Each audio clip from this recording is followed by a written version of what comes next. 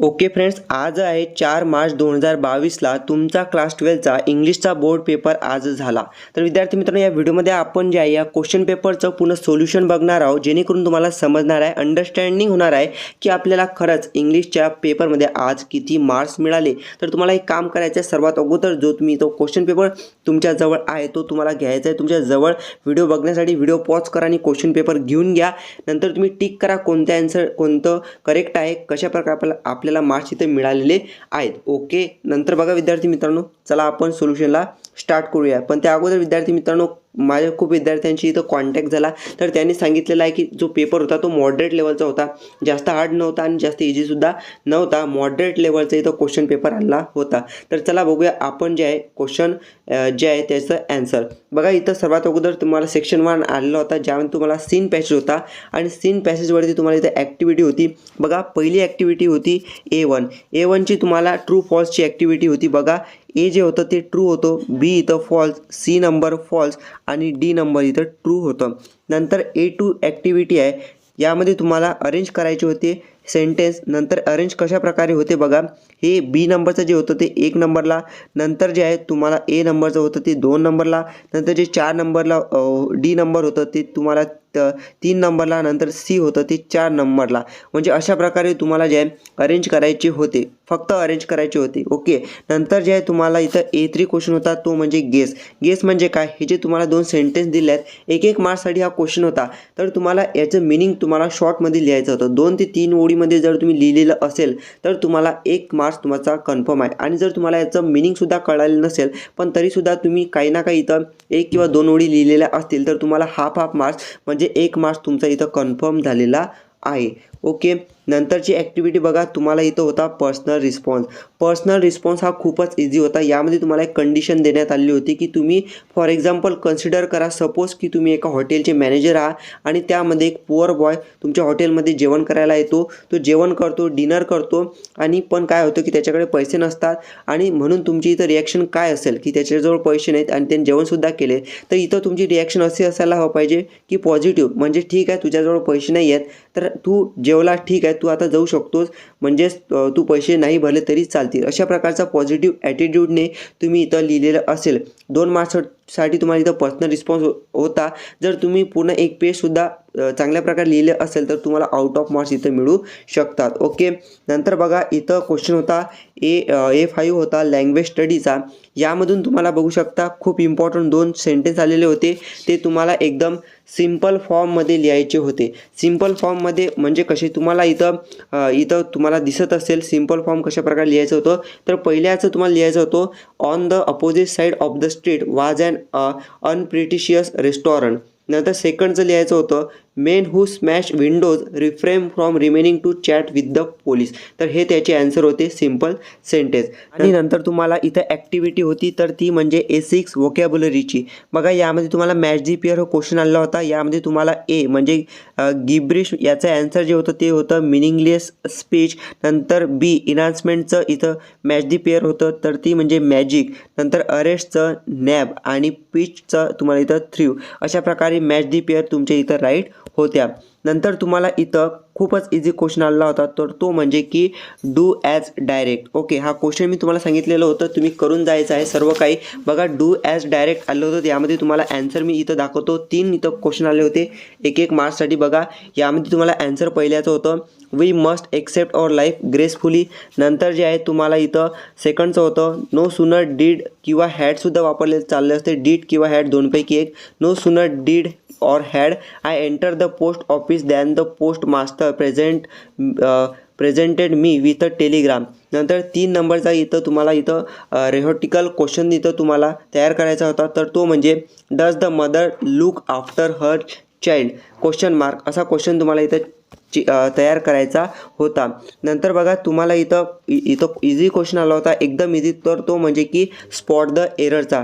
तर हे जे सेंटेन्स होतं, summers in Delhi are extreme hot, तर याचं जे आहे तुम्हाला एरर स्पॉट करायचा होता, शोधायचा होता. तर याचा ॲन्सर आहे की summer in Delhi is extreme hot. आरच्या जागी तुम्हाला इथं इज पाहिजे होतं, तर हा तुमचा एरर तुम्ही अशा प्रकारे स्पॉट करायचा होता. ओके, नंतर जे आहे तुम्हाला इथं बी क्वेश्चनमधला A1 इथं ॲक्टिव्हिटी होती, यामध्ये तुम्हाला इथं अरेंज करायचे होते सेंटेन्स. बघा सेंटेन्स कशा प्रकारे अरेंज तुम्हाला करायचे होते याचा ॲन्सर बघा. सर्वात अगोदर येत होतं डी, नंतर जे आहे तुम्हाला ए, नंतर जे आहे बी आणि नंतर सी. अशा प्रकारचे तुम्हाला इथं जे आहे अरेंज करायचे होते सेंटर, आणि तेव्हा तुम्हाला इथे 2 मार्क्स मिळू शकतात जर अशा प्रकारे तुम्ही अरेंज केलेले असतील तर. नंतर जे आहे तुम्हाला इथं A2 क्वेश्चन आला होता एक्सप्लेनचा. हे तुम्हाला सर्वांनी मनानं लिहायचं होतं. तर ती म्हणजे की the writer says I don't believe in taking right decisions, I take decisions and then make them right. मी अगोदर निर्णय घेत नाही, नंतर जे आहे मी निर्णय घेतो आणि त्याला राईट बनवून दाखवतो. म्हणजे अशा प्रकारे तुम्हाला इथं जे आहे एक्सप्लेन करायचं होतं. ओके, म्हणजे रायटरनं असं का म्हटलं हे तुम्हाला इथं एक्सप्लेन करायचं होतं.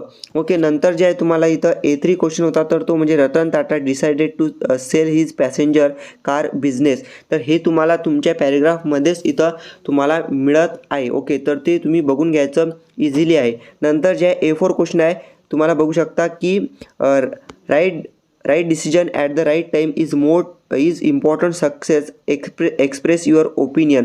हे खूप इम्पॉर्टंट आहे बघा, आणि खूप इझी क्वेश्चन होता तुम्हाला पर्सनल रिस्पॉन्सचा की right decision at the right time, right वेळेला राईट डिसिजन घेणे इज इम्पॉर्टंट सक्सेस. हे तुमच्यासाठी इम्पॉर्टंट सक्सेस आहे. एक्सप्रेस युअर ओपिनियन म्हणजे तुम्हाला इथं सांगायचं होतं की राईट डिसिजन राईट वेळेला घेणे किती इम्पॉर्टंट आहे, आणि त्यामुळे किती आपल्या लाईफवरती आपल्या डिसिजनने किती इथं इफेक्ट पडू शकतो, आपल्याला सक्सेस मिळू शकतो. ठीक आहे, तर हे इथं तुम्हाला लिहायचं होतं. नंतर जे आहे ग्रॅमॅटिक क्वेश्चन तुम्हाला इथं होता A5 ॲक्टिव्हिटीमध्ये, तर तो म्हणजे की डू ॲज डायरेक्ट. बघा त्याचं पहिल्याचं ॲन्सर होतं he work had building a better consumer electronics division. यामध्ये तुम्हाला जे आहे rewriting sentence using to infinitive form of the underline word, म्हणजे द बिल्डिंगच्या जागी फक्त तुम्हाला टू बिल्ड म्हणजेच काय, he work hard to build a better consumer electronics division. बिल्डिंगच्या ठिकाणी फक्त टू बिल्ड तुम्हाला इथं लिहायचं होतं. नंतर तुम्हाला इथं सेकंड क्वेश्चन होता Tata group launch the passenger car Tata indica. यामध्ये तुम्हाला लिहायचं होतं the passenger car Tata indica launch by Tata group. इतकं इझी तुम्हाला इथे क्वेश्चन आलेले होते. नंतर A6चं तुम्हाला इथं ॲन्सर आहे. इथं तुम्हाला अँटोनॉम्स लिहायचे होते. तर प्रॉफिटचं तुम्हाला अँटोनॉम्स लिहायचं होतं लॉस. नंतर प्रिव्हेंटचं तुम्हाला इथं कॉज किंवा इनकरेज. हे दोनपैकी एक तुम्ही लिहिले असतील तरीसुद्धा तुम्हाला इथं चालणार आहे. नंतर खूप इझी होतं, तर ते म्हणजे समरी रायटिंग. बघा समरी रायटिंगचा स्पेशली तुम्हाला एक व्हिडिओ मी दिला होता, की म्हणजे व्हिडिओ नाही तर आपल्या टेलिग्राम ग्रुपवरती तुम्हाला मी एक्झाम्पल दिले होते. बघा समरी रायटिंग कशा प्रकारे तुम्हाला स्टार्टिंग दिली आहे आणि ही एंड दिलेली आहे, आणि मध्ये काही तुम्हाला पॉईंट दिलेला आहे. म्हणजेच याची मिळून तुम्हाला असे पूर्ण पेज लिहायचं होतं. 3 मार्क्ससाठी हा क्वेश्चन तुम्हाला होता. एकदम इझी होता, जो की पॅसेजची तुम्हाला रिलेटेड होता. ओके, आय थिंक तुम्ही एक पेजसुद्धा लिहिले असेल चांगल्या प्रकारे या सेंटेन्सचा यूज करून. तर तुम्हाला इथं 2 मार्क्स किंवा 2.5 मार्क्स 2.5 मार्क्स तुमचे इथं कन्फर्म झालेले आहेत. ओके, नंतर जे आहे खूपच इम्पॉर्टंट माइंड मॅपिंग. बघा फ्रेंड्स, प्रत्येक इथं मी टॉपिकवरती तुम्हाला इथे व्हिडिओ दिला आहे. तो मोस्ट इम्पॉर्टंट म्हणजे माइंड मॅपिंग. बघा माइंड मॅपिंग हा क्वेश्चन खूप इझी आलेला होता. यामध्ये तुम्हाला माइंड मॅपिंग चार्ट बनवायचा होता, तो म्हणजे प्रॉपर टाईम मॅनेजमेंट याच्यावरती.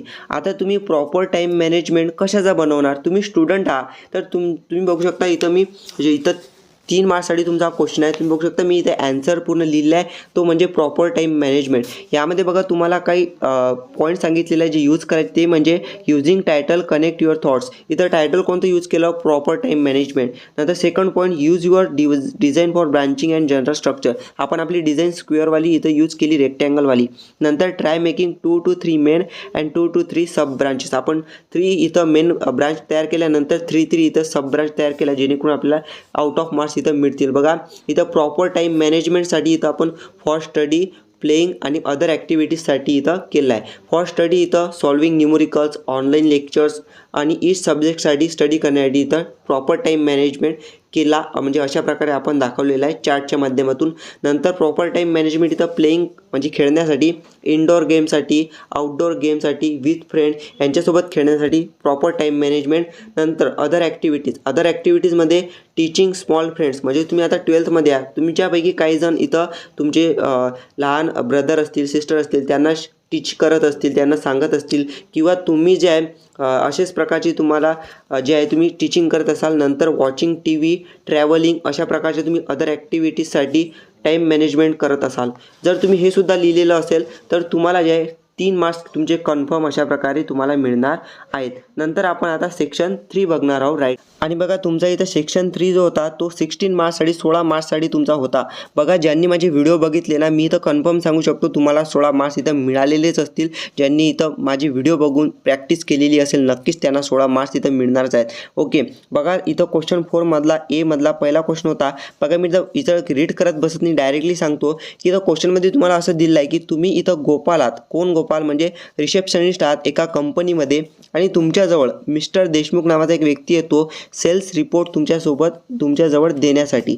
आणि तो काय म्हणतो की तो इथं बघू शकता मिस्टर देशमुख म्हणतो की hello, I am here to submit the available sales report to the general manager. म्हणजे जे सेल्स रिपोर्ट आहेत तर ते इथं जनरल मॅनेजरला द्यायचे आहेत आणि तुम्ही इथं मध्ये म्हणजे गोपाल आहात. आणि बघा तुम्हाला तो म्हणतो की हे जनरल मॅनेजरला सेल्स रिपोर्ट द्यायचे आहेत. मग तुम्ही बघा काय म्हणता की I am sorry but the general manager is in meeting, can you leave a message for along with the reports. म्हणजेच गोपाल म्हणजे तुम्ही इथं म्हणत आहात की जे आहे मिस्टर देशमुखला की तुम्ही जे रिपोर्ट आहात सेल्स रिपोर्ट तुम्ही इथं मेसेजच्या थ्रू इथं तुम्ही मला लिहून द्या, कारण की जनरल मॅनेजर इथं मीटिंगमध्ये आहेत. मग मिस्टर देशमुख काय म्हणतो बघा, sorry I have to leave immediately to collect the other reports, please inform the general manager that I had to leave immediately and I will see him in the evening at 5:30 PM with the other reports, thank you. म्हणजेच बघा याचा report तुम्हाला कसा लिहायचा होता. बघा याचा report तुम्हाला अशा प्रकारे लिहायचा होता. म्हणजे गोपालला म्हणजेच तुम्हाला बघा इथं तुम्हाला डेट लिहायची होती, कोणती जे पाहिजे ते डेट लिहायची होती. नंतर इथं टायमिंग लिहायचा होता. आता ऑफिसचा टाईम कोणता असतो तर तो मॉर्निंगचा, तुम्ही कोणताही जो वाटला तो टायमिंग तुमचा लिहायचा जो कम्फर्टेबल असेल तो. नंतर इथं जनरल मॅनेजर म्हणजे आपण कोणाला लिहित आहोत, सेंड म्हणजे रिसिव्हर जो असेल त्याचं नाव लिहायचं जनरल मॅनेजरला, जो की रीड करणार आहे आपला व्हर्च्युअल मेसेज.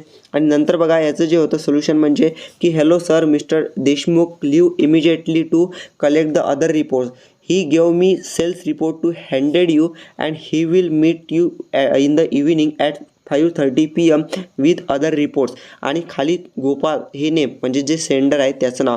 तर अशा प्रकारे जर तुम्ही लिहिलेलं असेल तर तुम्हाला इथं कन्फर्म तुमचे मार्क्स जे आहेत तुम्हाला इथं 4 मार्क्स इथं मिळणार आहेत. बघा मी तुम्हाला इथं सांगितलेलं होतं की व्हर्च्युअल ड्राफ्ट मॅसेज एकदम इझी आहे आणि तोच तुम्हाला इथं लिहायचा आहे. आणि ज्याने असं लिहिले असेल त्याचे 4 मार्क्स इथं कन्फर्म झालेले आहेत. नंतर इथं statement of purpose. Statement of पर्पजमध्ये तुम्हाला एकच दिलं होतं तर ते म्हणजे की तुम्हाला इथं फॅशन डिझायनिंगमध्ये इंटरेस्ट आहे. नंतर बघा draft statement of purpose that will help you get admission for the course in fashion designing at M Rajeshwar college arts Hubli Karnataka.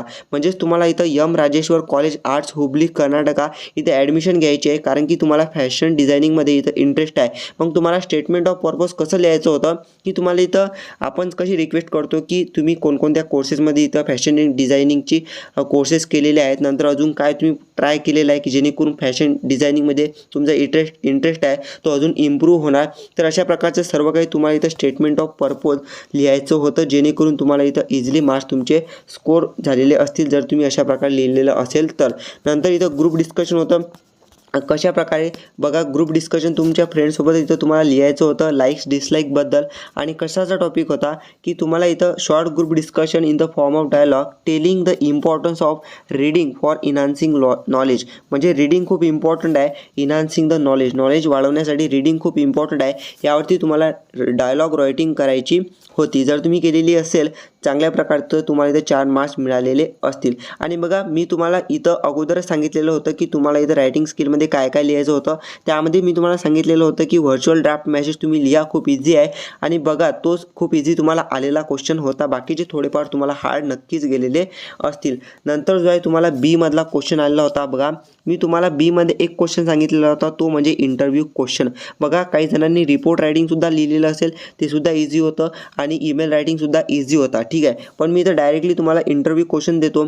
आणि बघा मी तुम्हाला जे 8 इंटरव्ह्यू क्वेश्चन दिलेले होते, बघा तुम्ही इथं काही जणांनी स्क्रीनशॉटसुद्धा घेतलेला होता आणि त्यामध्ये बघू शकता तुम्ही हा स्क्रीनशॉट आतासुद्धा मी ॲड करतो, ज्यामध्ये मी तुम्हाला 8 इंटरव्ह्यू क्वेश्चन दिले होते. जर तुम्ही हे असे क्वेश्चन या क्वेश्चनला ॲन्सर म्हणून तुम्ही लिहिलेले असतील तर विद्यार्थी मित्रांनो तुम्हाला 4 पैकी 4 मार्क्स इथं कन्फर्म मिळणार आहेत. मी तुम्हाला काय सांगितलेलं होतं की तुम्हाला इथं सांगितलेलं होतं की हे जे क्वेश्चन मी तुम्हाला प्रोव्हाइड करत आहे ते अशा क्वेश्चनला अशा याला लिहायचे की जे इथं सक्सेसफुल पर्सनचं तुम्हाला इंटरव्ह्यू घेण्यासाठी इथं क्वेश्चन मांडा अशा प्रकारचा प्रश्न येणार. तर आणि खरंच तुम्हाला अशा प्रकारचा प्रश्न आला होता तर तो म्हणजे की MPSC एक्झामिनेशनमध्ये इथं जे आहे एक टॉपर होता त्याला तुम्हाला क्वेश्चन विचारायचे होते. तर हे जे मी तुम्हाला 8 क्वेश्चन प्रोव्हाइड केलेले होते तर असेच्या असे जर तुम्ही लिहिलेले असतील तर तुम्हाला इथं कन्फर्म 4 पैकी 4 मार्क्स मिळालेले आहेत. ओके, काही जणांनी लिहिले असतील तर तुम्हाला इथं कन्फर्म मार्क्स मिळालेले आहेत. नंतर बघा विद्यार्थी मित्रांनो इथं खूप इम्पॉर्टंट टॉपिक तो सी मधला मी तुम्हाला सांगितलेला होता तो म्हणजे स्पीच रायटिंग. स्पीच कशावरती आलेलं होतं बघा इथं तुम्हाला you wish to take part in elocution competition which is organised by your college cultural committee, prepare a speech on the topic mask for safety. बघा मास्क फॉर सेफ्टी हा topic तुम्हाला इथं स्पीचसाठी दिला होता आणि खूप इम्पॉर्टंट होता. जर तुम्ही लॉकडाऊनचं पूर्णपणे आठवलेलं होतं की मास्क किती इम्पॉर्टंट आहे सेफ्टीसाठी तर हे तुम्हाला पूर्णपणे स्पीच तुम्ही लिहिलेलं असतं. ओके, कशाप्रकारे लिहायचं स्पीच रायटिंगसुद्धा तुम्हाला मी पूर्णपणे सांगितलेलं होतं. ओके, नंतर जे तुम्हाला इथं कम्पेअरिंग एक्सपान्शन ऑफ आयडियाज हे हार्ड होतं आणि तुम्ही लिहिलं असेल तर प्रॉपरली तर तुम्हाला पूर्ण मार्क्स इथं मिळणार आहेत. ओके, नंतर तुम्हाला इथं डीमध्ये होतं तर ते म्हणजे फिल्म रिव्ह्यू. तुम्हाला इथं फिल्म रिव्ह्यू करायचा होता. आय थिंक तुम्ही यूट्यूबवरती व्हिडिओ बघितलेले असतील काही जणांनी आणि तुम्ही जर केलेले असेल फिल्म रिव्ह्यू तर तुम्हाला इथं इझिली तुम्ही स्कोर केला असेल नक्कीच. नंतर बघा तुम्हाला इथं सेक्शन 4 मधला नोवेल जो हा सेक्शन होता तो खूप इम्पॉर्टंट तुम्हाला इथं जो आहे दिलेला होता. बघा यामध्ये तुम्हाला मॅच दी पेअर होता. मॅच दी पेअरचा ॲन्सर बघा तुम्हाला इथं कशा प्रकारे आहे इथं तुम्हाला 4, 2, 1 आणि 3 अशा प्रकारचे या कॉलम एचे इथं ॲन्सर होते. नंतर जे आहे ऑडवर्ड आउट तुम्हाला इथं काढायचा होता. बघा इथं ए मधला होता हेनरी, नंतर बी मधला होता इथं नोवेला. नंतर बघा इथं तुमचा सेक्शन जो 4th होता नोवेलचा यामधला तुम्हाला सी मधला होता इपिस्टोलरी. नंतर जो आहे डी मधला तुम्हाला इथं पिकॅट्स्क्यू हे तुम्हाला इथं ऑड वर्ड होते. नंतर जे तुम्हाला तर बी, सी आणि डी हे जे क्वेश्चन होते तुम्हाला इथं ब्रीफली म्हणजे तुम्हाला इथं जास्तीत जास्त इथं नोवेलचा जर तुम्ही अभ्यास केला असेल तर तुम्हाला इथं ब्रीफली ॲन्सर इथं लिहायचे होते. जर तुम्ही ब्रीफली याचे ॲन्सर लिहिलेले असतील तर तुम्हाला इथं नक्कीच इथं चांगल्या प्रकारे मार्क्स मिळालेले आहेत. ओके, नंतर तुम्हाला इथं इम्पॉर्टंट म्हणजे पोएट्री सेक्शन आपला राहून गेलेला आहे. पोएट्री सेक्शनचे तुम्हाला इथं टेलिग्राम ग्रुपवरती मी प्रोव्हाइड करणार आहे. टेलिग्राम ग्रुप डिस्क्रिप्शनमध्ये लिंक आहे, जॉईन करा. आणि आता तुमचे जे इम्पॉर्टंट आता पुढचे पेपर येणार आहेत तर त्याबद्दल मी इथं तुम्हाला पूर्णपणे सजेशन देणार आहे. आणि बघा इंग्लिशचा जशा प्रकारे मी जे सांगितलेलं होतं तेच एकदम इझिली इथं आलेलं होतं. जर तुम्हाला अजून पुढच्या क्वेश्चन पेपरचे पूर्णपणे IMP क्वेश्चन पाहिजे असतील तर टेलिग्राम ग्रुप जॉईन करा आणि चॅनलला सबस्क्राईब करून व्हिडिओ नक्की शेअर करा. भेटूया नेक्स्ट व्हिडिओमध्ये. Thank you for watching the video. Thank you.